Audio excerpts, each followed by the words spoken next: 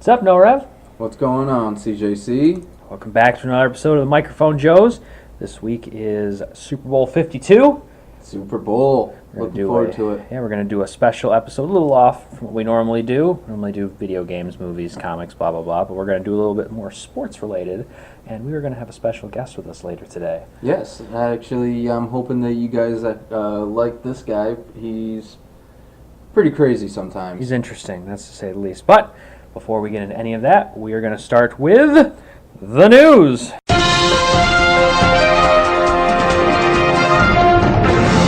So I will take the very first topic here, and that one is XFL coming back in 2020. To me, that sounds pretty interesting. I have an article here from ESPN. Vince McMahon. This is a little older news because we saved it for this week, being that it's a sports-related week. But the XFL is created by Vince McMahon back in 2001. They had one season. It was supposed to be the Extreme Football League, and it did not last. No, actually, I remember hearing about this back in the day. Obviously, by then, I wasn't that much into sports or football or anything, so I didn't really get a chance to watch it. But Yeah, I've seen documentaries about it. ESPN did a 30 for 30 on this. It looked interesting, to say the least. It was almost like the WWE and the NFL were smashed together, and this is what happened. But it raises a lot of intriguing ideas, though, because the original XFL actually gave us certain new ingenuities, the Air cam or the sky cam. The sky cam, there you go. And they did other stuff too that was interesting. They had players mic'd up. The NFL had never done that. Yep. They had cameras on the field. Yep. They tried to give the fans better access. But the reason I personally think this might be interesting is McMahon is, obviously he's announced it. He's totally paying for it on his own. And they're going to give themselves 2 years to get this ready. So it's slated to begin in January 2020. Its first season will have 8 teams around the country playing a 10-week schedule. Mm-hmm. I don't see on here what time of year they're going to play, but it says it's going to begin in January, so I'm thinking they're going to try and line it up with the end of the NFL season. Which would make sense. Which is what they did before. They wanted it to be like a spring league. Yeah. The other things that I find interesting are that they don't have any cities yet. They're still looking. Also, McMahon had stated that he did not want anybody with a felony record in the league, which I think is a good thing. Yeah, good idea. Also, too, wasn't he open to fan suggestion and stuff like that? Yes, they want the games to be 2 hours or less. Yeah. So they want to cut down on commercials. They want to look into streaming it over more services like Facebook and Twitter and stuff like that. But they want to do it different. So they want to have their TV stream, your cable TV. And then somebody can watch it on Facebook, but they'll get a different camera angle or something different. They want it to be, you watch it here, but it's different watching it over here. Right. So I think that's interesting too. And the entire idea of cutting down on commercials, if they can pull that off, then more power to you, because that's the worst part of watching a football game is the ridiculous amount of commercials. Exactly. And also, this is a big one too that I really like, is players won't receive forum to take personal stance on social issues on playing the field. Yes. I don't care, conservative or liberal, whichever way you lean. There's none of this taking knees. I don't want any of it. Social. Yeah. I want to watch sports get away from that BS. Exactly. So you get bombarded with it so much during your regular day. Yeah. That's the one place that you want to go to escape from it. Yeah, and the NFL definitely has a problem with it. Right or wrong, people don't like it. No. I understand. You don't go to sports for this kind of stuff. So XFL 2020, we'll keep our eye on it. I think it'll be interesting, and I'm hoping. I don't think it's going to overtake the NFL in any way. No. But if we got another alternative to football, that would be cool. Something Exactly. different, something new to watch. So yeah, XFL 2020, we're going to keep our eye on that. 2 years to go. So go ahead, No Rev, you have the next little bit of news. And this one's pretty interesting, actually, and it reminds me of this one commercial that Bud Light did. Dilly. Yeah, Dilly Dilly. It's actually an inmate got caught going back to prison with food or junk food and a whole bunch of other stuff. Basically, it was an inmate from Texas, and he escaped from prison. He was caught trying to re-enter the prison with duffel bag full of like booze and home cooked meals and all kinds of stuff and like tobacco for rolling cigarettes and all kinds of stuff. It's ridiculous. Like the guy, 25, he escaped from prison and he returned with a duffel bag, 3 bottles of Martell brandy, a bottle of Crown Royal whiskey, multiple bags of tobacco, salty snacks, fruit, and home cooked meals like barbecue sausage, fried chicken. The thing that kills me on this whole thing, they say Jefferson County Sheriff's Office said in a statement they had been tipped off that inmates had been sneaking out of the prison complex and re-entering. So this wasn't a one-time thing. No, this constantly happens, and it's like, all right. You know you can get out. Why do you keep coming back? Yeah, and not only that, but if the people that run this prison know that people are escaping, why the hell aren't they doing anything to prevent it? No. These are prisoners walking the street all the fucking time, apparently. So where is he getting this stuff, too? I don't think it's ever mentioned, but how is he stealing it? Is he buying it? I don't know. Like, he has to be meeting somebody as soon as he breaks out, has to be meeting somebody in a car, they drive him to these places, and then they pick up all this stuff, and then they drive him right back. It's almost like a fucking prisoner day trip. This is in the article, according to Deputy Marcus McLean, I think that's how you pronounce it, McLellan, inmates walking off prison grounds only to return with contraband is not a new phenomenon. Oh my God. He told some newspaper, that similar incidents have been occurring pretty much since day one, and that's a direct quote. What?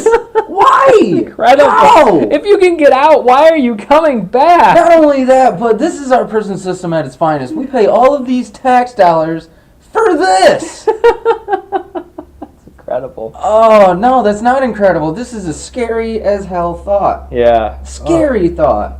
So people in Texas, be on the lookout for people in orange jumpsuits, apparently. All right, is that it for that one? Oh, yeah, I can't bear any more of that. All right, so next one's mine? Yeah, next one. This is a big one that came about middle of the week. Xbox is currently looking into acquiring some studios. And the big one that they've been talking about is potentially acquiring EA. Now, EA is huge. Oh, yeah. And we're talking about Battlefield, Battlefront, basically the entire Star Wars license. There's other games, I can't think of them off the top of my head. The Madden franchise, the FIFA franchise. It's a lot of games. The reason they're doing this is because right now, PlayStation and Sony have a huge lead on them in the what they call exclusive market. Yep. Xbox doesn't have a lot of exclusives besides Halo and Gears of War, which are older. They haven't been producing any really new, exciting exclusives. I mean, Crackdown 3 is coming out this year. I want to see how that goes. So they want to buy up one of these studios, and there's others. They're looking at Valve and PUBG Corp. Which I think that's the way they should go in this. They already are kind of tied to PUBG Corp because PUBG is an exclusive on Microsoft and then Windows, but... Yeah, but either way, there's still a public/personally owned company, so if Microsoft does buy them out, then I feel like it would be better for the PUBG brand, because if they allow, or if Microsoft buys them and they allow for PUBG to still make what they want, I feel like that would be better because it would clean up a lot of the bugs and stuff that PUBG has. Yeah, they'd have more funding. The problem I have with PUBG is they've only created PUBG. Yeah, the one game. So what else do they have like in the works? You know, I mean, they're getting a ton of money. They must have something else they're going to work on. Why make a company if you're only going to make one game? Yeah. So I think personally, as an Xbox fan, I'd rather see them buy EA, and maybe they could. Microsoft isn't much less greedy than EA, but maybe we can get some more quality games out of them if they have some oversight. Yeah, but see, here's the thing is, and if you were looking at this article and you read later on, it makes a lot of sense that they wouldn't, because EA has its hands in pretty much everything. So it would really hurt the revenue of the EA brand, because they sell to PlayStation, they sell to Xbox, they sell to Everybody, Nintendo, everybody. Like, if they were to limit themselves to just Xbox, it would really, really dwindle their overall revenue stream, I guess. I don't think EA is going to care about that, though, because if they can sell off that's a sell it and wipe your hands clean. They're not going to care what Xbox does with it afterwards. You know what I mean? The owners, or I don't know how it works because EA is a publicly traded company. I don't know. Xbox have to buy shares, or it's financial stuff. I don't know how it works. But I mean, if they did, think about this though from Xbox's perspective. Those games are huge and they sell tons and tons of copies, and most of them sell more on PlayStation. Mm-hmm. If Xbox bought them, they could do one of two things. They could keep selling to PlayStation and make the profits off their competitor, or they could cut PlayStation off completely. Imagine that. I mean, Battlefield is the second big shooter to Call of Duty. Yeah. You're talking about Star Wars games, good, bad, or indifferent, they're going to sell off of the name alone. Madden, every year, schmucks buy that game. I'm one of them this year. FIFA, internationally, people buy that shit out of that game. Yeah. Need for Speed. They could hurt PlayStation a lot by doing this. Or they could keep letting PlayStation sell the games and they'd make money off their competition. Exactly. Either way, it could be a win-win for Xbox. And like I said, I don't think EA, if they sold it, they would give a shit because they'd just be wiping their hands clean, and now it's Xbox's problem to decide what to do. So definitely something to keep our eyes on. Xbox trying to catch up a little bit, not really through creativity, but through acquisitions. Yep. So next one's yours. Go right ahead. So going back to the Super Bowl coverage based on our episode for this week, it's actually announced that Dale Earnhardt Jr., yes, the race car driver, is going to make his NBC debut as a sports commentator during the Super Bowl. And the only thing that I can think of is why are you having this dude that has nothing to do with football or NFL or anything besides he's an average fan like the rest of us, but he's known for race car driving. If you were to have him debut his broadcasting debut in anything, why the Super Bowl? This is the biggest game of the year. So did he retire? Or is he still? I don't know anything about NASCAR. I don't know either. I have absolutely no idea. But the only thing that really pisses me off is that he's making his debut. Like, even if you knew that he was a good commentator already. Yeah, it is a strange place to put him in his first. The Super Bowl! Yeah, so he's the biggest stage! He's going to be in the pregame, right? Not the actual... That's what I'm reading the article, and it's kind of difficult to ascertain what they're trying to say here. That's what it sounds like they're going to have, is like he's just going to be part of the pregame coverage. Yeah, because it says the pregame festivities will be hosted by Dan Patrick and Liam McHugh with Tony Dungy, Rodney Harris, and Mike Florio, Chris Sims, Paul Burmeister, Catherine Teppen, and Randy Moss. It's a long sentence. I know. Those names should not come as much of a shock to anyone, but in a surprising move, the network will also include Dale Earnhardt Jr. in his NBC debut as part of their Super Bowl coverage. That's what you call a run-on sentence. Yeah. That's really bad.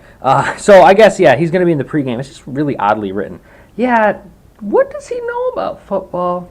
I wouldn't trust a NASCAR driver to comment football. Maybe he will do a pregame skit from inside his car driving around the stadium.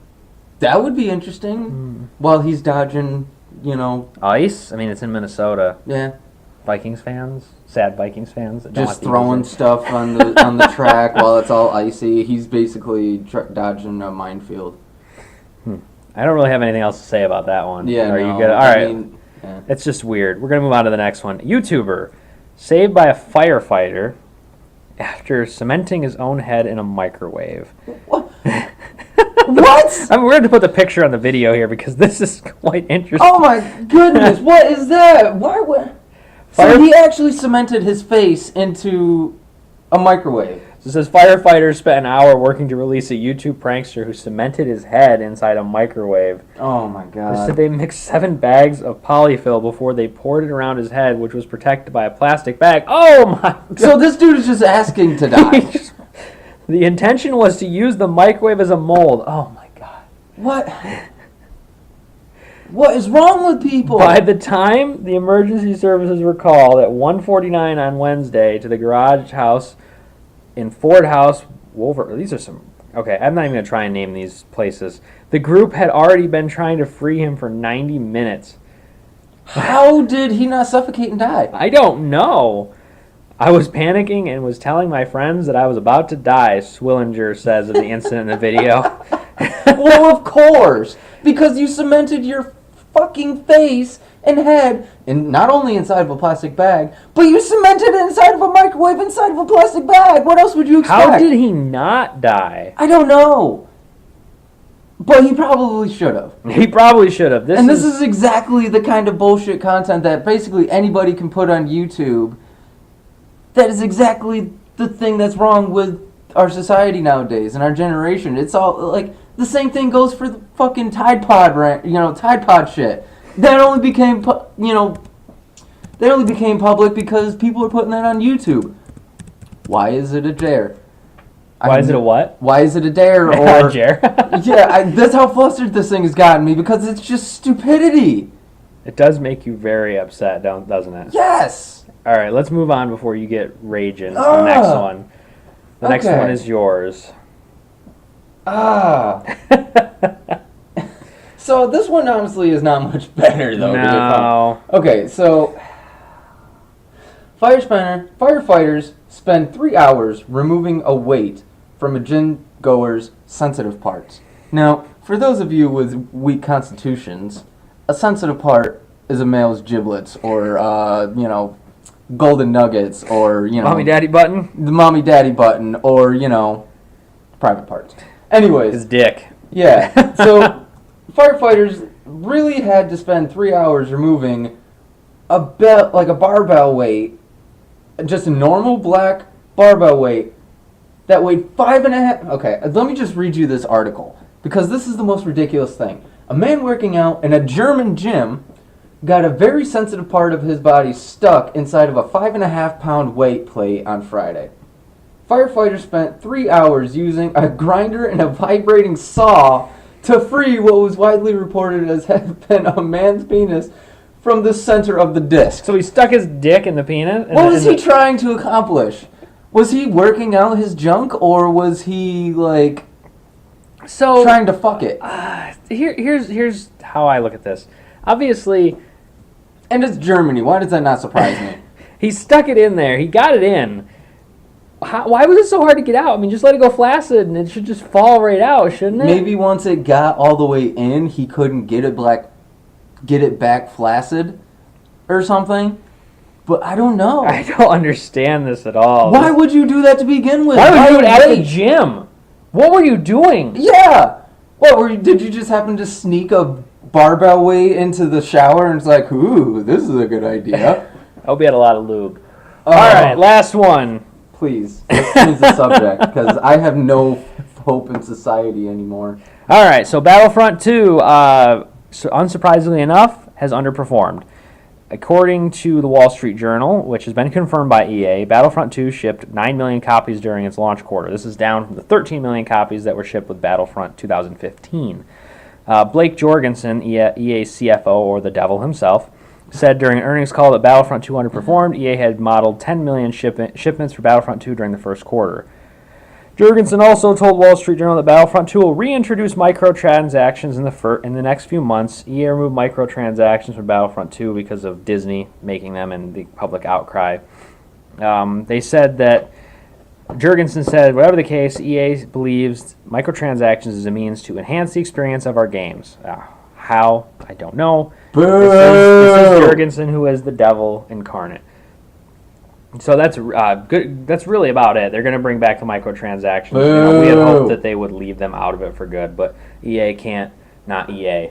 Yeah. So Microsoft definitely needs to buy the shit out of them. The problem is Microsoft it's been going on longer, but I feel like Microsoft got this really in the mainstream with Halo 5 when they put the rec system in.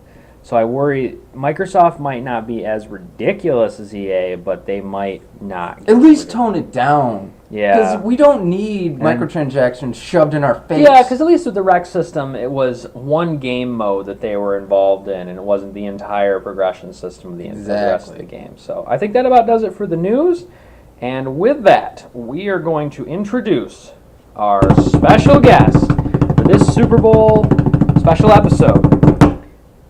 Crazy Redneck Uncle John. Oh, it's crazy redneck Uncle John. His banter just goes on and on. Who is blowing up that damn John? Crazy redneck Uncle John. Welcome to the podcast, Crazy Redneck Uncle John. Thanks. It's a pleasure to have. Why don't you tell the audience a little bit about yourself? Yeah, tell us why you should be on here talking about sports. Well, because I follow sports quite a bit, and especially football, the main sport in America. It's a great sport, and I follow a little bit of other sports, but not too much of anything else. I'm a diehard Packers fan. This man has posters of Brett Favre in his room at one point. So we're pretty sure at one point you may have jerked off to Brett Favre. Is that can you confirm or deny that? Maybe his wife. But never Brett Favre in general. I'll tell you. I mean, except for when he beat the Patriots in Super Bowl 31. If it helps you to release the truth a little bit, No Rev's a Bears fan.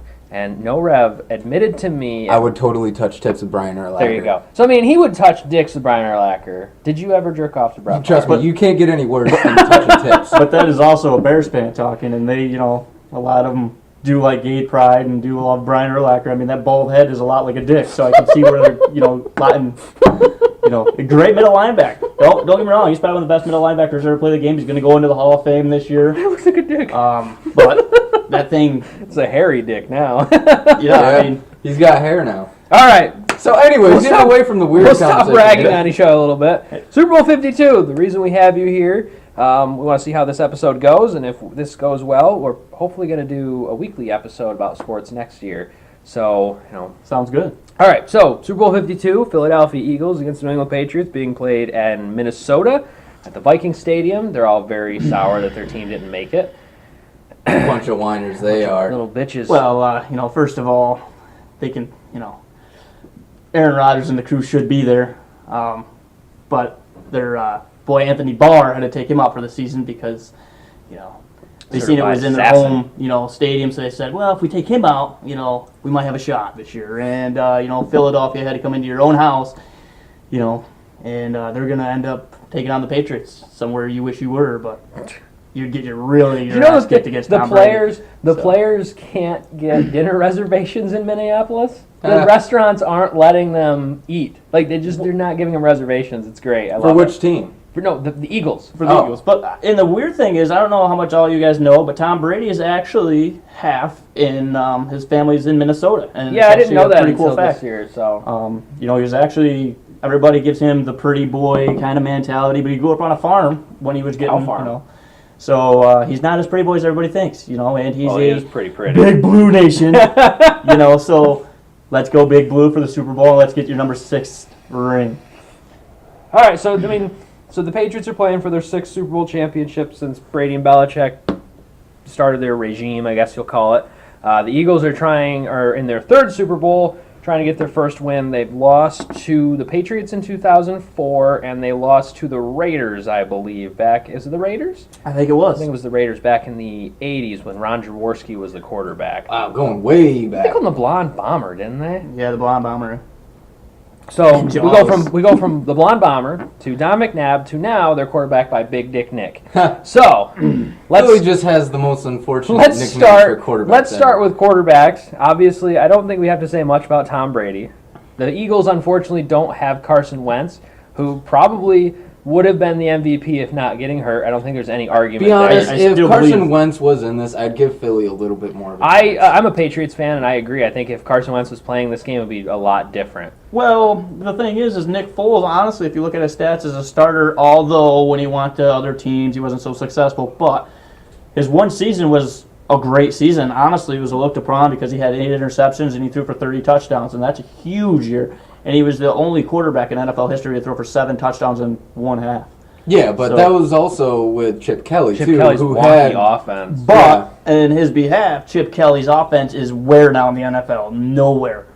Well, he did coach for Oregon there for a while, too. That was but he's back with UCLA. But so, why don't you had a stat you told me earlier about Nick Foles, right? Yes, actually, when Nick Foles has a lead in the game, he has a 108 quarterback rating, which, let's face it, that's pretty much perfect. If you keep that stat, 158.3 is whatever. If you keep that stat, you're pretty much going to go to the Pro Bowl, right? Nick Foles' problem is though that when he doesn't have a lead, his quarterback rating drops all the way down to a pretty average 76%. Which is still better than anything Jay Cutler has ever put up in his time in Chicago. True. And, I know you keep trying to throw jabs my way, but you know what? I hate Jay Cutler as well. And as honestly, every Bear fan should. And honestly, I think this kid you guys got, Mitchell Trubisky's going to be a good football player and under the right system, obviously. And right there, I mean, Brian Urlacher, future Hall of He's Famer. He's looking at my computer screen, but I think go ahead, keep talking. I'm trying to look up the some best middle look linebackers up some to stats ever here. play the game. There's going to be 2 going to the Hall of Fame this year with Ray Lewis and Brian Urlacher. But the cool thing is they're almost 2 different linebackers. Brian Urlacher is one of the best at the game at reading defenses and coming across the center of the field, reading passes. And it was kind of funny, though. He came into the league originally as a tight end. Did he? Yeah. I think it was either a tight end or a fullback, one of those two. Yeah, I think it was a tight end. And, From a New lot has to Mexico do State. with he's got great hands, and he's Always had great Ray hands. Lewis is the kind of guy that's going to take your head off your shoulders. Well, he always has. Plus, he's just always been this emotional dump truck coming at you from the backfield. Yeah, and honestly, I think I think Brian Urlacher would make a great defensive coordinator in the NFL, but I know he doesn't want to take it there, and there's just a lot of things that Brian Urlacher could bring to the table for an organization. Like that beautiful Shaved head. dick fuzz that he has on top of his head now. So I'm trying to find some stats You guys are here. getting weird with this, Yeah. all right? All right, trying so- not to bring this up. So, besides the quarterbacks, like we said, we don't really have to talk much about Brady. I think everybody's kind of talked about him ad nauseum. What else would you guys like to focus on? Offensive lines, I think. I think Eagles have the better offensive line, to be honest with you. I'm not sure. I think they got a better running attack. Well, actually, I don't even know about that. Honestly, this is probably one of the best matchups that I've seen in a long time in a Super Bowl. So the Philadelphia Eagles were number 3 in the NFL with 2,115 rushing yards at a 4.5 yard per attempt average. New England is, and this kind of surprises me, they are number 10 with 1,889 rushing yards, 4.2 yard per carry average. But the part that jumps off the table is the part where you got the touchdowns. I mean, you got, what, 16 New England has touchdowns? 16 and Philadelphia has 9. Yeah, that's kind of... Wow. You were looking at carrot, yeah. So, I think, probably run blocking. But early in the year, New England's offensive line gave up a lot of sacks. Brady got hit a lot. But as the year went on, they did shore it up, and they got much better. Plus, for the first quarter of the year too, wasn't the Patriots defense giving up 30 points? They a were game? they were literally on pace to be the worst defense in NFL history the way the first 4 weeks went. And that's why I don't think Patricia's going to be a good defensive coordinator or a head coach anywhere he goes because he is not that good. Well, we'll see. I mean, we don't know how much that was Belichick and how much was Patricia, but we'll find out. I mean, he's going to be coaching the Lions, so it's in your best interest that he sucks. He is Both of our best it's interests. almost a done deal. He's going It to is the a done Lions. deal. Yeah, Yeah, it just when he can't sign until after the Super Bowl's over. Yeah, Which that means they had the up and coming, and now they're going to go back to shit. So that's why Matt Stafford should probably get out of the Lions organization. he just signed that big ass contract. He is ain't going anywhere. great, and he's unfortunately on a horrible roster. I mean, actually a great roster, but a horrible coaching staff. So rushing Philadelphia a little bit better. Up until this is receiving yards. Yeah. Up until so New England leads the league in receiving yards. Well, that's obvious because Brady led the league in passing, so they would have to lead. I mean, it'd be weird if they had more receiving yards than. Yeah, well, Pittsburgh threw the ball like crazy. So New England is number 1 in passing and receiving, and Philadelphia lands at number 14. New England had 4,619 yards, 32 touchdowns. Philadelphia had 3,967 and 38 touchdowns between 2 quarterbacks. And honestly, though, I mean, these stats, the whole NFL would be a little different if my boy number 12 stayed healthy all season long. And I'm not going to say anything different, but everybody in their right mind knows that he is the best quarterback in the NFL talent-wise. Well, at least on your guys' team, he's the only player that you guys actually have. So, You ever heard a guy named Jordy Nelson, Devontae Adams? but what did they do Randall Cobb? once Aaron Rodgers went out? That's not their fault. Look at what Matt Flynn did with him. And he was not good on any other team. If we had Mitchell Trubisky, we'd probably be in the playoffs right now. Until All right. Because he could have win at home. What kind of guy can't win at home? True. Predictions.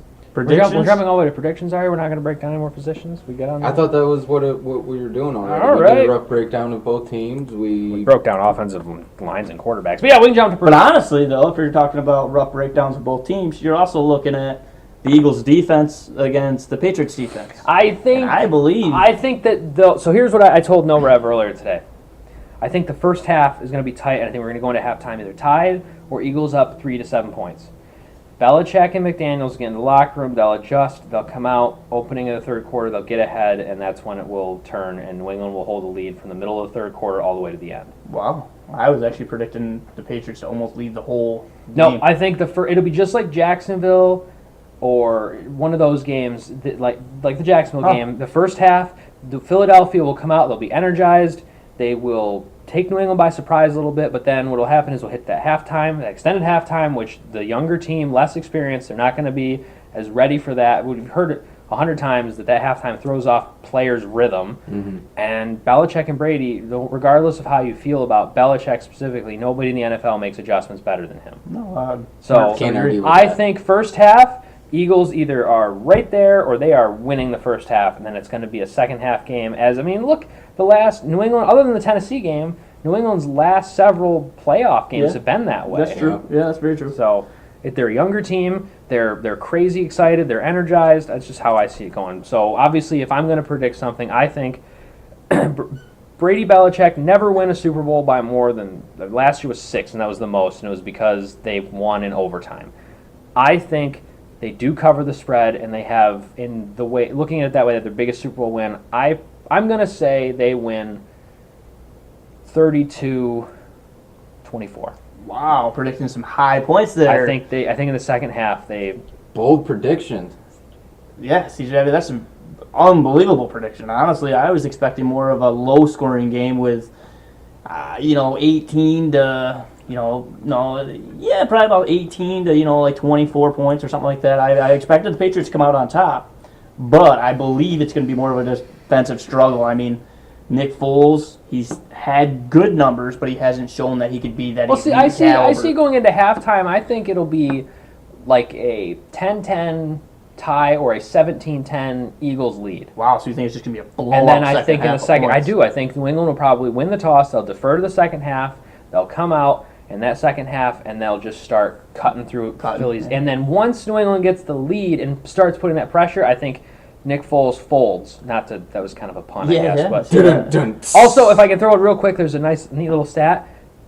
12 of the last 13 Super Bowl winners have worn the white jerseys, and New England is wearing white this time. They've never lost Super Bowl under Brady and Belichick in white jerseys. You know what the That one means team in the recent that was the had Packers. green Yes, it was the Packers. at home. That was Green Bay, baby. We won it. But Honestly, honestly, if I the believe listeners at home can't tell, this guy is just gushing about the Packers. I love him. 24/7. So But, your final score prediction? I got 24-17, 24-10 somewhere. So, not 24-10. that's a bigger blowout than I'm predicting. 'Cause Yeah. I'm saying a 6-point win. I just don't see. I think if they get up top, I think that might become a rushing attack and it might be lower. But I think Tom Brady wins by at least 7 or so. I think. So do you think they're going to cover the spread, which is 5.5 points? Absolutely. No, it's at 4.5 now. It went lowered down to again, 4.5. Oh, I think having Gronkowski even Gronk back, coming back lowered the spread. well, there was a big, huge thing in Vegas that they paid him to lower the spread a point. And I think, having Gronkowski back, he's a huge matchup Well, difference. it's interesting you say that. I'm going to let Rev give his prediction. Then I have an article here it's really funny you say that because there's an interesting article. Go ahead, Rev. So now my prediction is actually going to be a little bit more odd. I'm going to predict that the Eagles actually dominate for 3 quarters. So you're talking kind of like last year's Super Bowl. They dominate for 3 quarters, and then you can't beat Tom Brady in the 4th quarter. So here's my prediction. It's going to be a low-scoring affair. The Patriots' defense is hardly going to show up. Tom Brady's going to have to show or win this thing on his right arm in the 4th quarter. I'm going to say Patriots win 17-14. Wow.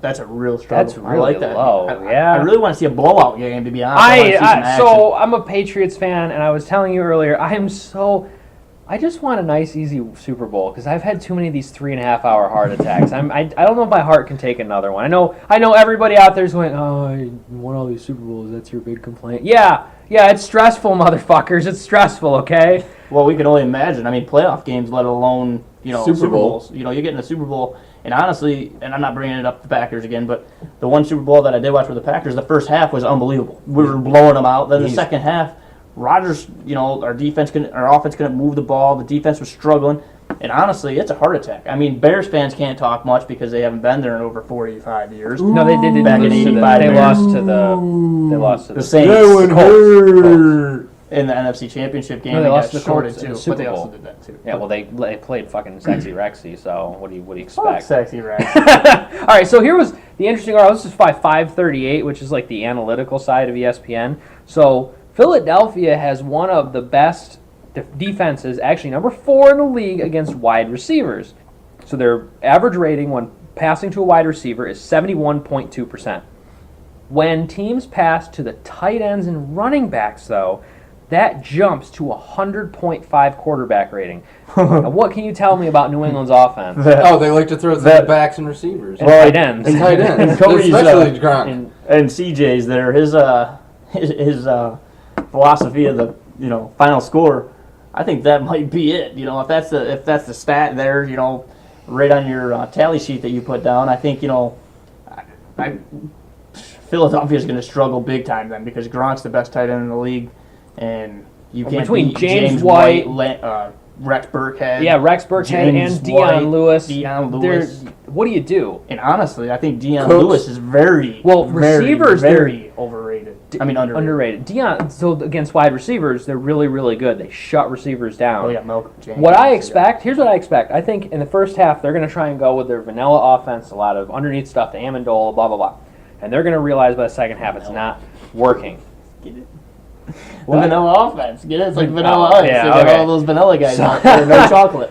What they're going to do in the second half, here's what I see, and I'm no expert on play calling or formations. I think in the second half, they're going to run a bunch of deep routes on the outside with Hogan and Cooks. And underneath, you're just going to have, they're going to come out what they call the rocket formation. It's where they have Brady in the shotgun, Cooks out wide left, Hogan out wide right, or something to that effect, Gronk at tight end, and then Lewis and White in the backfield with Brady. And they're just going to seep out and destroy the underneath of the Eagles. And the thing is, too, with that kind of formation, Gronk, White, and Lewis can all chip linemen or linebackers coming, and that slows the rush down, and then they can get out into the routes. The rush is slowed down. Brady has more time in the pocket, and he can just start chipping away because New England doesn't care. I mean, this year they were one of the best long, deep pass attacks. They had a lot of deep throws to Cooks. Thanks to Brandon Cooks. Yeah, he's got some wheels. But New England, we know, they don't give a shit. They'll dink and dunk you all fucking day. And Brady will make a killing off that. I think in the second half, you're going to see Brady just start completing 2-3 yard passes that maybe get 2 or 3 more yards of receiving. So it's going to be first to second and 5 to first down, first to second and 6 to first down. It's going to be over and over. And Philadelphia's really good defense. I mean, we're talking really good. Defense, absolutely. They're going to get tired. They're going to get worn down just like what happened with the Falcons last year. See, the difference is, though, my opinion, this comes from crazy-ass Uncle John, but I think the only difference is there's more veteran leadership on the Philadelphia Eagles, so they're not going to let them get too hyped up. Because, honestly, quite frankly, if you look at it, the Falcons last year had one of the youngest teams in the NFL, especially on the defensive side of the ball. And it's like, honestly, I was listening to Willie McGinnis. Yeah, McGinnis talk to Tom Brady, and he's like, hey, remember that first Super Bowl against, actually, it was Philadelphia. The Rams. Oh, yeah, it was against the Rams. Never mind. Sorry, my bad.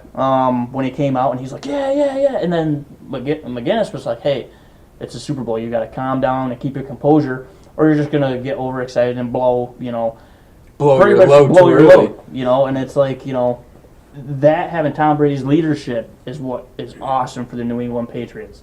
Well, see, the thing is, and people always talk about, and I'm gonna close this part up and we'll move on. People always talk about how the Giants are the team that set the blueprint. That's always the thing they talk about. But the people never talk about with the Giants that defensive line. It wasn't just 4 guys.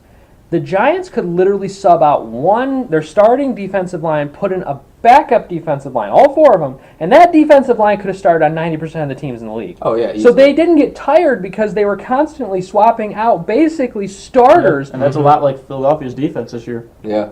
So we'll see. We'll see how it goes. But I really think that they'll tire out the Philadelphia defense in the second half with those quick attacks. So what are we going to next? MVP predictions? MVP predictions and why. So why don't you start, since it's always been started from my side. You go first. All right. So we all think New England's going to win.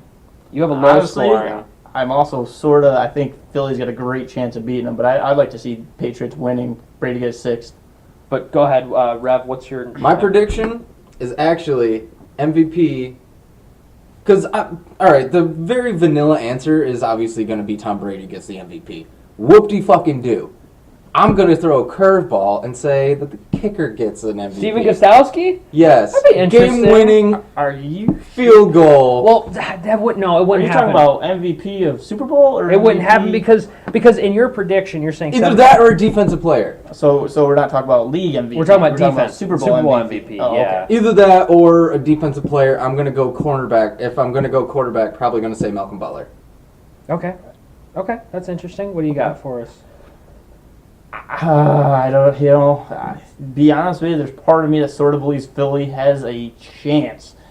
But so this is the thing. If Patriots win, I believe it's, honestly, I think it could be Danny Amendola that takes it, or maybe even Gronkowski. But Amendola's on the field over probably 65 to 75% of the game. I mean, he does punt returns. He does, he's in the slot, and that's Brady's favorite thing. And look at Julian Edelman last year. I believe he should have probably won MVP. If it wasn't for that damn catch, they probably would have lost. Last year should have been James White. I mean, he set a... Oh, yeah, James White was a stud. He scored like 20 points in the game, and he set a record for catches. I think, and this is sort of nuts, I'm going to go out on a stream, but I believe it could be Danny Amendola. I think he could be the MVP of the Super Bowl, and I think he could take it home. And Brady ain't going to have to pass up the keys this time. All right, so... CJC? Yep, so the MVP doesn't always go to the player most deserving of the MVP. Correct. When Peyton Manning beat the Bears in the Super Bowl, he won it. It should have been Joseph Adai. Brady... He won it last year. It should have been James White. Even when Brady won it 2-3 years ago, it should have been Malcolm Butler. I mean, he won the Super Bowl. Yeah. So obviously quarterbacks end up getting it all the time. So who I think is going to be deserving of the Super Bowl is different from who I think is going to win. I think Brady's going to win it. And then they're going to win the game. They're going to give it to Brady because, it's number 6. It'll be his 5th Super Bowl MVP, blah, blah, blah, blah, blah. But I think the player that's going to be deserving is going to be Gronkowski. Yep. I think Gronk will chew up the Eagles' defense, but they're just going to give it to Brady because the quarterbacks always get it. I mean, it's the same thing with the league MVP. Unless you are LaDainian Tomlinson or Sean Alexander, who literally sets records in your year, the quarterback's almost guaranteed to get it. It's just the way the league works. So, deserving of it, Gronk. Winning it, Brady. League MVP, I know we're throwing a little bit of a switch, but I think Todd Gurley's very deserving of the... Well, we already know Brady won it. Oh, really? Because in one of his press conferences yesterday, one of the Patriots staff members... Somebody took a picture, not of him, but in the bottom corner, because they tell him who wins. Oh, really? And he had a memo with Brady's acceptance speech on it. Oh. So Brady's already won it. We already know who won the MVP. Well, you probably just destroyed that for everybody else in the league, in the world, because. So, all right, and predictions for next year's Super Bowl. Why don't, go ahead, Uncle John. Give us yours. I can already tell you who half the teams are going to be. Packers. I can tell you who both of them are. I think, honestly, if Aaron Rodgers can stay healthy, and I do believe this is true, because he was on pace to be there this year, but fucking Anthony Barr had to ruin that for him this year. But I believe Aaron Rodgers and Tom Brady, it is their final time to have a Super Bowl together. And so you think Brady will be going for a three-peat next year? Absolutely. I don't see anybody beating him in the AFC except the San Diego Chargers. I do believe that I hate the fuck out of Phillip Rivers, and I repeat, I hate the fuck out of Phillip Rivers because his throwing motion is the worst I've ever seen, and how you going to give Tebow a shot, but you're going to give that piece of shit a shot. Anyways, I do believe that will be the Super Bowl next year, and I believe the Pack come on top 38-31 Pack. That is my prediction, and I hope to God I get to go to Gillette Stadium this year wearing my green and gold and Aaron Rodgers torch him in Foxborough. But that is my prediction. Boy, you're just trying to get jumped, aren't you? All right, so if you go to Gillette, they don't fuck with the other fans. They're not Buffalo. They're used to winning, so they're not Buffalo. assholes. All right, I'm gonna say in the AFC side, I believe that this offseason, things are going to change dramatically in the AFC. I don't think anything crazy is going to happen in New England, but I do think that the power is going to shift, and I think that one quarterback is going to change all that. I think Kirk Cousins is going to go to Jacksonville, and I think Jacksonville is in the Super Bowl next year.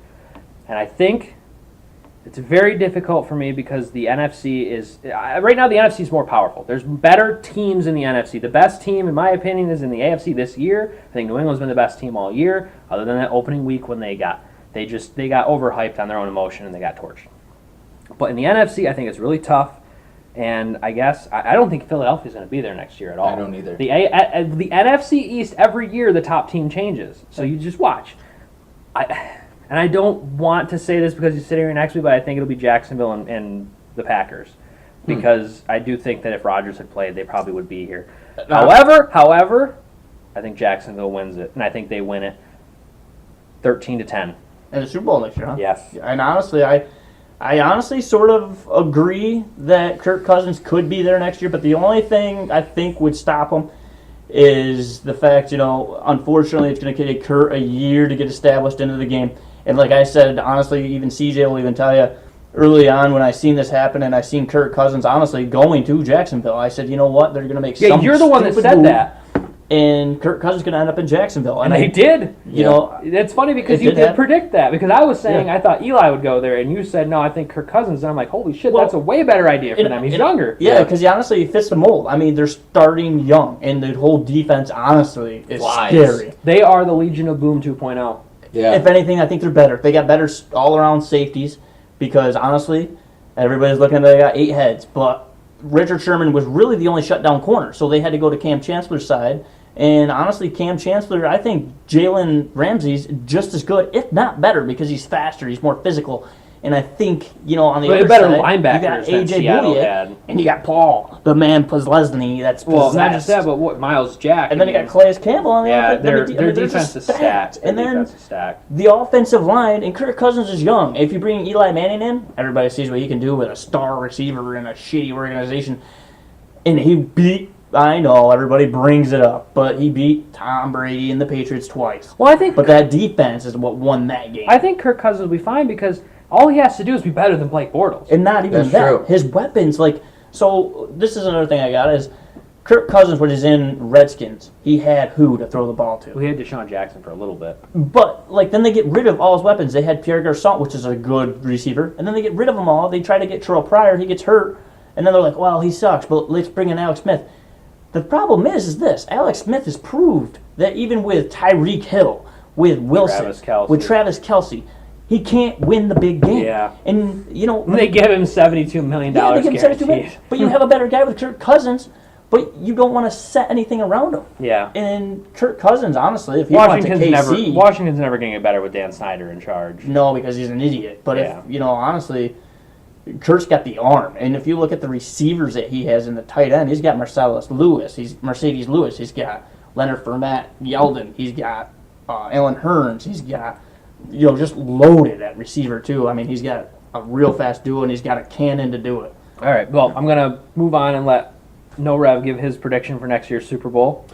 Okay, for the AFC, I completely agree with you guys. Jacksonville. Well, he said New England, I said Jacksonville. Yeah. All right, well, anyways, I agree with whoever the hell said Jacksonville, okay? But I'm going to throw a little bit of a weird one here. I'm actually really impressed with the Rams.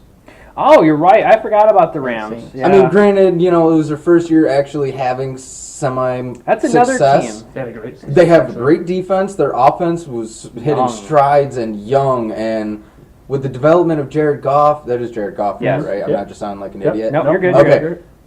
He went from year 1 being complete shit. Year 2, he was good. Yeah. Fisher. He was good. And yes, maybe that's all that they needed was to get rid of Jeff Fisher. I think that is pretty much all they needed. Yeah. They had all those high draft picks for all those years. Same thing with Jacksonville. You just needed the right coach to... Unless you're the Browns. Yeah, well, the Browns are the Browns. The Browns aren't even an NFL Honestly, team. I think the Browns are a quarterback away, to be honest. I don't think... The Browns are going to be a shit show for a long, long time. But if you look at it, the teams they played this year, they're actually pretty competitive. Yeah, but they always found Browns ways to lose Browns games. Yeah. You got to play a quarterback. So, with that being said, Jacksonville and Los Angeles Rams. It'd be an interesting in the Super Bowl. It'd be a great I'm going to Super Bowl. give it to the Rams by a touchdown. That's not a bad pick at all. I like that. No, pick. so we all have similar picks, but different picks. Yeah. We both have the Packers, me and Uncle John, and Rev and I both have Jacksonville. There's one team different, and I have the AFC winning, you guys have the NFC winning. I think that's probably just how we're slated a little bit and slanted. Yeah. Watch out for the Saints. And that's saying something because, all right, I'll give my Bears another 2 or 3 years before they're in the playoffs. Not going to say Super Bowl, but they're going to be in the playoffs in 2 or 3 years. Who did you guys hire Their as the biggest head fault coach? was getting rid of John Fox. I'm sorry, but they should never done that. Who'd they hire as their head coach? Do you know? I don't know. I think they're still looking. Oh no, they picked up Matt some, Nagy. Nagy. Yeah, Oh, he was the offensive coordinator for the Chiefs. Chiefs. I guess if you can make Alex Smith look good. but look at the weapons. Yeah. Unfortunately, I mean, I'm really, not bashing though, the Bears, but Trubisky- defensively they're great. Trubisky looked good. He just needs some receivers around him. Yeah, Yeah, and you got a Meredith running coming back. Yeah. Jordan Howard. You know, you got what's that little midget's name there? The little black guy, Cohen. He's a stud Tariq Cohen. too. Yeah. You know, he's fast. All right, so we're going to transition into our segment we call ranting and rolling, and we have one that we're all going to do together. I think we all absolutely hate Chris despise Collinsworth. Chris Collinsworth. Chris Collinsworth works for NBC Sports. He is The worst. He is The absolute worst. He is doing the color commentary for the Super Bowl. Is that what you really? call it? Yes, it's colorful. So who's the announcers? in the It's Super Bowl? Al Michaels and Chris Collinsworth. Oh, fucking. I know. suck. Right. We might have to watch that on mute. Chris Collinsworth, for anybody that doesn't know, Chris Collinsworth did in fact play in the NFL. Wasn't he a receiver for the Chargers? For the Bungles. The Bungles. For the Bungles. And the Redskins, I think. No, he played for the Bungholes his entire career. The So, Bungholes. Chris Collinsworth likes to pretend, and I've heard him say this on air jokingly, but I think he believes it. He likes to pretend he is the original Wes Welker. Actually, the funny thing is this: you can get a hell of a good look at a T-bone steak by sticking up a bull's ass. Really? But a bull's ass is prettier than Chris Collinsworth and his commentating. All right. That was a good one. All right. I really thought Chris that you were going to Collinsworth go doesn't somewhere know different with that. shit. The Chris Collinsworth knows less about football than I do, and I've never played football. Say- Chris Collinsworth makes John Madden look good at I want John Madden John was Madden great. back. No, John, you like John Madden because he sucked Brett Favre's dick No, all day. I like John Madden because of like his voice. His voice was very Chris unique. Honestly, Collinsworth's voice is like So- nails on a chalkboard. I'm going to throw one out there. I think Tony Romo should be there with Al Michaels. I think that would be I Oh, think that would've yeah. been Well, great. yeah, Tony Romo hasn't made it to the Super Bowl yet, but he will. That'd be the only time he makes it because he can't win. No, honestly, he actually. I'm not going to bring that. Well, we bring that up on a different broadcast. But I think Tony Romo does. Tony does Romo is little bit. 100 times better than Chris Collinsworth. Yeah, because Tony Right. Romo during the regular season, he was calling out He plays understands. before they He actually happened. knows what the hell's going on in the field. Chris Collinsworth doesn't know shit. He doesn't No, have he's just any up there idea sounding what the like, fuck "Hey, he's guys, talking about. This guy coming from the This left. guy, that's his thing. Here. This guy here, This this guy guy here. here, all the time. That's This why I guy play here. Madden on mute 90% of the Oh fucking my time. god, I He's can't horrible. stand Horrible. him. And Tony Romo, honestly, he's a good announcer for his first year. They just need to get rid of. They need to get rid of Collinsworth. They Troy need to get rid Aikman of and Troy John Buck. Aikman and Joe Buck. Yeah. Joe Buck's a great baseball guy. He's Great not a baseball guy. football Awesome guy. guy in No. baseball. I like Tony Romo. I like the quarterback there that used to play for the Chargers. What's Charles used to do it too. no, he was for the crap. I can't remember his name. For now, the but he's- Chargers? Yeah, he was a long time ago. Dan Fouts. Dan Fouts is good. Oh yeah, I forgot Yeah. about Dan Fouts And being in there. unfortunately, John Lynch was really good too, but then he decided to take a GM job with some rinky-dink operation. in Dude, San I can Francisco. tell you what, Sam Fran and give him 3 years is going to be They are going to nasty. be good. They're going to be good. Yeah. Jimmy So- G and the crew. Bears Watch out. and Niners in the NFC Championship in 3 years. Anyways, we're gonna give Crazy Redneck Uncle John a minute because he wants to talk about his favorite professional athlete of all time. Take it away, my friend. Are you talking about Aaron Rodgers? No, just the kidding. other one. Quote LeBron unquote James, in my opinion, what I hate is this: is everybody always blows his fucking pretty boy bitch ass hairline and receding motherfucking ass up. But this son of a bitch, and I hope he gets to hear this broadcast. I really does because he's a bitch. And I honestly, he's 6'8" and he's like 280, 260. How are you the biggest bitch in the NBA? First of all, Michael Jordan used to play against Isaiah Thomas that played for the Pistons, and you'd come to the rim and you'd get a bloody nose. If he got a if little bit LeBron James bitch ass got a bloody nose, he'd need 2 tampons for both of them because he's on his period, because he's a little bitch. And Kobe Bryant would cross him up and shoot a 3 over him any day of the week. Isaiah Thomas, I remember this game like it's yesterday. Isaiah Thomas, the 5'4" guy from the Celtics last year, was dribbling up the court in the Eastern Conference, and he was coming up and he was about ready to drive to the hoop and he bumped into him, and LeBron James flopped. How are you going to let a 5'4", 148 soaking wet knock you over when you're 100? Like, you're the size of Gronkowski. You're a bitch. So, anyways, that ain't the worst athlete. I mean, he's one of the worst I hate, but I hate the fact they blow him up so much when he's not honestly that talented. His free throw percentage was shitty. His 3 was shitty. Granted, he worked on it, but Steph Curry's got way better 3-point shot than he's got. Russell Westbrook's a point guard, and he's way more competitive than LeBron. LeBron's a little bitch. And honestly, quite frankly, the funny thing is how he called out Blake Griffin because he got traded.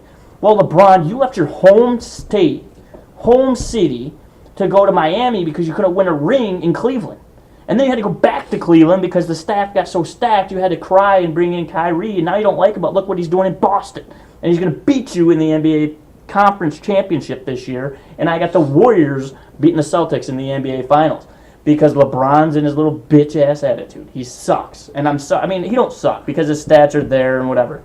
But what I hate is he cries about everything. But that's my rant on him.